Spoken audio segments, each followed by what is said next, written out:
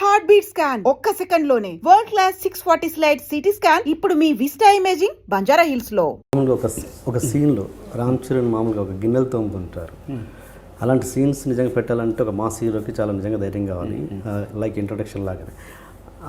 అలాంటి వాటిని ఎలా ఒప్పించారు అసలు? అంటే మామూలుగా అయితే ప్రేక్షకుల కంటే ముందు డైరెక్టర్లు హీరోలు అంటుంటారు ఇలాంటి వాటిని ప్రేక్షకులు రిసీవ్ చేసుకోరని. ఈ విషయంలో ఎలా ధైర్యం చేశారు? గిన్నెలు తోమించడం అంటే అది మామూలు గట్స్ కాదు నిజానికి. అంటే అంత కష్టపడ్డాడు, అంటే అహర్నిశలు కష్టపడడం ఉంటుంది సార్. ప్రతి విషయాన్ని అంటే ప్రతిదీ తను చేశాడు. అంటే అంత డౌన్ టు ఎర్త్లో ఉన్నాడు. అంటే క్యారెక్టర్ మట్టిలో అంటే మట్టికి చేరువుగా ఉంచడం అనమాట క్యారెక్టర్ని చేయించడం. గొప్ప విషయం అంటే అసలు చాలా ప్రాక్టీస్ ఉన్నట్టు, ఇంట్లో రోజు తోముతున్నట్టు. అందరూ కూడా ఎంత అంటే షాక్ అయిపోయాము ఇలా చేసుకుంటూ. సింపుల్గా చిరంజీవి అడిగారు, నువ్వు చేసి చూపించుంటావు అందుకే చేశాడు. అబ్బా నేను సరే మోడెస్టీ కాదు, నేను చేసి చూపించడం అనేది కాదు. తను ఇన్వాల్వ్ అయిపోయాడు క్యారెక్టర్. ఇది నా క్యారెక్టర్ అనుకున్నాడు తను ఏం చేయలేం. ఒకసారి తన క్యారెక్టర్ ఓన్ చేసుకున్న తర్వాత వాళ్ళందరికీ అలా అనిపిస్తాయి. నేను ఎన్నిసార్లు చెప్పినా చిరంజీవి నమ్మట్లేదు, నువ్వు చేసి చూపించడం అందుకే చరణ్ అలా చేశారంటారు. సార్ నేను అసలు చేయలేదు సార్, తను కూర్చొని షార్ట్ చేసేసి జస్ట్ అసలు వంట వండడం కూడా చాలా ప్రాక్టీస్ ఉన్నట్టు చేస్తున్నాడు. సో ఒకసారి క్యారెక్టర్ ఓన్ చేసుకున్న తర్వాత మేబీ అంటే తనకి అలాంటి విషయాలు పాత్ర కడగడంలో ఎలాంటి అనుభవం ఉండకపోవచ్చు. కానీ మేబీ అది ఫీలింగో లేకపోతే ఎక్కడైనా చూసుండమో లేదా ఎక్కడైనా మైండ్లో ప్రింట్ అయిపోవడమో సహజంగా వచ్చేస్తుంది. అంత సహజంగా కుదిరాయి. తనే నిజంగా కడుగుతున్నట్టు అంత సహజంగా కుదిరాయింది. నాకు తెలిసి రామ్ చరణ్ ఇన్ని సినిమాలలో ఎప్పుడు కూడా ఇంతగా రియాక్ట్ అయ్యి ఉండకపోవచ్చు. బహుశా ఆ సక్సెస్ని ఎంజాయ్ చేయడంలో కావచ్చు, ఆ పాత్ర విషయంలో కావచ్చు. ఎలాంటి ఎమోషన్ని పంచుకున్నారు మీతో ఆఫ్టర్ దిస్ సక్సెస్? ఇంకా తను అంటే ఇంకా అది చెప్పలేను. బయటకు ఆగానే ఆ రోజు కలిసినప్పుడు ఇంకా అది మాటల్లో చెప్పలేను అనమాట.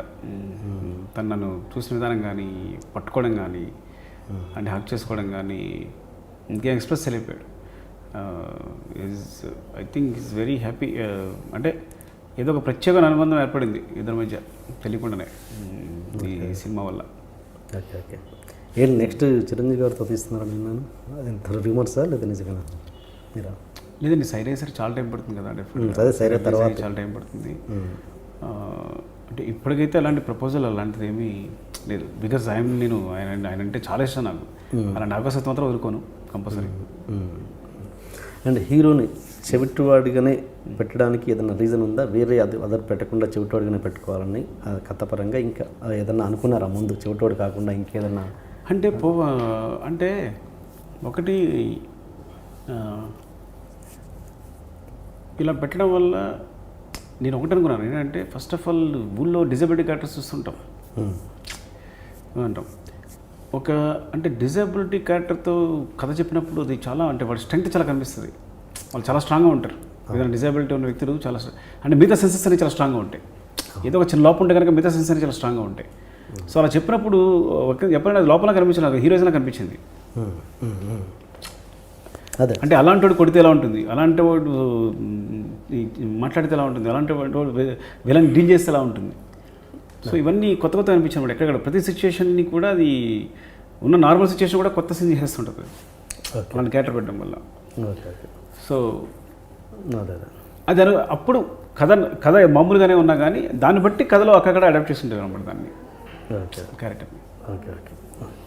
అండ్ జగపత్ బాబు గారి విషయానికి వస్తే ఫుల్ అంటే క్యారెక్టర్ వల్ల కథ కాదు ఇది. యాక్చువల్గా కథకి క్యారెక్టర్ యాడ్ చేసాం, కానీ ఎంత బాగా విడిపోయిందంటే సిచ్యువేషన్స్ అన్నిటికీ కూడా కరెక్ట్గా ఎక్కడికక్కడ కథని ఒక రేంజ్ ఎన్హాన్స్ చేస్తుంది ఆ క్యారెక్టర్ అనేది. కొంతమంది యాంగిల్ ఏంటంటే జగపత్ బాబు గారికి అంత బిల్డప్ ఇచ్చారు, చాలా మొత్తం సినిమా అంతా అతని మీద రన్ అయిపోయింది. చివరికి చూస్తే చాలా అతి మామూలుగా అన్ని చంపేశారు అన్నది ఒక వర్గం. ఇది ఎంత మీరు దాన్ని ఎలా ఆన్సర్ చేస్తారు? అంటే జగత్తుని పాముకి రిఫరెన్స్గా తీసుకున్నాను, స్నేక్ రిఫరెన్స్ తీసుకున్నప్పుడు ఏంటంటే అలాగే చంపించాలనుకున్నాను. పావును కర్రతో కొట్టి చంపుతాం కాబట్టి ముందు నుంచి కూడా హీరో పావును వెతుకుతున్నాడు. ఆ పావును వెతుకుతున్నప్పుడు కూసి ఎలా కనిపించిందో అక్కడే తన వెతుకుతున్నప్పుడు తన అంగి బనియన్ కనిపిస్తుంది. సో దాని నుంచి ఒక పుట్ట లాంటి దాంట్లో తను ఉంటాడు. సో తను కొట్టడం కూడా క్రూరంగా అలాగే కొట్టాలనుకున్నా. అయితే కొట్టేటప్పుడు ఏంటంటే ఇద్దరిని తను ఎలా కొట్టాడో చూపించవచ్చు, కానీ సాధారణంగా మనం పాముని కొట్టేటప్పుడు పాముని కొట్టే వాళ్ళని కలిపి కంపోజ్ చేయలేం. కరెక్ట్ అంటే పామును కొడుతున్న ఫీలింగ్ రాదు అలా కొట్టిస్తే. కరెక్ట్. కాబట్టి పాము పారిపోతుంటే కొడుతున్నట్టు ఉండాలి. సో ఆ రిఫరెన్స్తోనే తను ఎలా కొట్టాడని చూపించాలి నేను ఇంకా. అంటే ఎలా అనేది చూపించలేదు, అంటే నేను సజెస్టివ్గా చెప్పాను అనమాట. అదే అంటే హీరో ఎమోషన్ కొట్టడం మాత్రం చూపించాను. అదే అది ప్రతి క్యారెక్టర్ ఎమోషన్, విలన్ చంపాలనుకునే ప్రతి క్యారెక్టర్ ఎమోషన్ని హీరో ఎమోషన్గా చూపించాను. కానీ తను ఎలా దెబ్బలు తింటున్నాడో చూపించలేదు. అంతా అయిపోయిన తర్వాత తను పడిపోయి ఉంటాడు, అంటే ఎలా దెబ్బలు తినున్నాడు అనేది ఓపెన్ చేశాను అనమాట. యాక్చువల్గా ఆ ఒక్క విషయం మాత్రం పాము రిఫరెన్స్గా తీసుకున్నాను కాబట్టి స్ట్రాంగ్గా పాములాగే చంపాలి, పాములాగే చూపించాలి, డెత్ కూడా పాములాగే ఉండాలని చూపించాను అనమాట. మేబీ అందువల్ల డిసప్పాయింట్ అయ్యి ఉండొచ్చు, కానీ నా థాట్ ఏంటో ఫస్ట్ నుంచి అలా కంటిన్యూ అయింది కాబట్టి దాన్ని ఫినిషింగ్ ఇద్దాం అనుకున్నాను. వన్ నేను కొన్ని సినిమాకి మీరు మొన్న ఏదో ఇంటర్వ్యూలో అన్నారు, ఆ సినిమాకి నాకు టైం దొరకలేదు, నాకు టైం దొరికి ఉంటే కనుక అది ఒక బ్లాక్ బస్టర్ అవ్వాల్సిన సినిమాని ఫ్లాప్ చేశాను, నా చేతి ఎట్లారా అని అన్నారు మీరే. అంటే ఏది ఒకటి 2 ఎగ్జాంపుల్స్ చెప్పగలరా అన్నాడు సార్, జస్ట్ ఫర్ ఆడియన్స్. అంటే టైం దొరకవచ్చు బ్లాక్ బస్టర్ అనేది పడితే ఏదో ఎస్కేపిజం, ఇప్పుడు సమయానుకూలంగా ఏదో ఆన్సర్ చెప్పేసి ఉంటాను. అంటే నాకు ఎందుకు ఆ సినిమాని హిట్ చేసే సినిమాని ఫ్లాప్ చేసే సినిమాని బాగా కలుగుతుంటుంది. ఇది నా చేతిలో ఉంది, ఇంకా నేను కొన్ని చేసి ఉండొచ్చేమో అనిపించింది. ఒకటి నాకు ఎగ్జాంపుల్ బోర్డు టైం ఇచ్చారు. ఎగ్జాంపుల్ ఏంటంటే దానికి ఇంకో వెర్షన్ ఉంది. కొన్నిసార్లు ఒక సీన్ వెర్షన్ మొత్తం మార్చేయచ్చు. ఓకే, దాని వెర్షన్ అంటే ఫస్ట్ హాఫ్ అంతా అయిపోయిన తర్వాత ఇంటర్వెల్కి యాక్చువల్గా హీరో అంతా డ్రామా ప్లే చేసిన కూడా ఒక వెర్షన్ ఉంది యాక్చువల్గా. దాన్ని బట్టి అంటే అదంతా తనకు ప్రాబ్లం లేదు కానీ ప్లే చేస్తున్నాడు అని. ఓకే, ఎక్కడ నేను ఏమనుకున్నాను, ఎమోషన్ సైడ్ వెళ్ళిపోయాను. అంటే ప్రాబ్లం లేదు అంటే ఏదో ఎమోషన్ మిస్ అవుతుందని చెప్పి, కానీ హీరోయిజం చాలా బాగా పెరిగేది. నేను ఆ వెర్షన్ చెప్పినప్పుడు ప్రొడ్యూసర్ రామ్ గారు నన్ను గట్టిగా కొట్టేశారు, కొడుతూ ఉన్నారు, బాగా అంటూనే ఉన్నారు వెర్షన్ చెప్పినప్పుడు. అంటే నేను కనీసం ఏదో ఇంకొక 2 సీన్లు ఎక్స్ట్రా తీసి ఎడిటింగ్ టేబుల్ పైన ఒకసారి ఇదిలా అయితే ఎలా ఉంటుంది, ఇదిలా అయితే ఉంటుందని చూసుకునే అవకాశం ఉండేదేమో అని ఏదో ఎస్కేపిజం. కానీ ఎందుకో నాకు ఇంకా బాధ ఏంటంటే హిట్ కావాల్సిన సినిమా నా చేతుల ఫ్లాప్ చేస్తేనేమో, అర్థం కాకుండా చేస్తేనేమో, లేదా కొన్నిసార్లు ఏంటంటే లెంగ్త్ కోసం, ఈసారి లెంగ్త్ కోసం పర్టికులర్గా కూర్చోడం కూడా కారణం అదే. మనకి లెంగ్త్ కోసం చాలా చోట్ల కట్ చేస్తే నేను మేబీ దానివల్ల అర్థం కాకుండా పోయిందేమో అని ఫీలింగ్ వస్తుంటుంది. చిన్న 2-3 సెకండ్ల కోసం చాలా లేపేసి లెంగ్త్ తగ్గించడం కోసం కష్టపడిపోయాను. ఈ సినిమాకి ఆ అనుభవం గుర్తుండి లేదు, ఈ సినిమా ఎమోషన్ని అలాగే చెప్దాం, ఉన్నట్టు చెప్దాం, ట్రూగా చెప్దాం కదని. అప్పుడు చూసినోడు ఎలా రిసీవ్ చేస్తుందో చూద్దాం. అంటే నేను ఆడియన్స్ గురించి అన్నట్లా, నేను చిరంజీవి గారు కావచ్చు, నా ప్రొడ్యూసర్స్ కావచ్చు అని. కానీ అలా ఉంచినప్పుడు చిరంజీవి గారు చూసి ఒక్క ఫ్రేమ్ కూడా తీయట్లేదని ఎప్పుడున్నారో కాన్ఫిడెన్స్ వచ్చేస్తుంది. చిరంజీవి గారు ఆ మాట అనకపోతే డెఫినెట్గా కొంత లెంగ్త్ లేపేసి ఉండేవాడిని. అయినా ఎంత తీసినా ఇంకా డిలీటెడ్ సీన్స్ ఉన్నాయంట, ఇంకా ఉన్నాయని విన్నాను. డిలీటెడ్ సీన్స్ అంటే వెర్షన్స్ వేరు.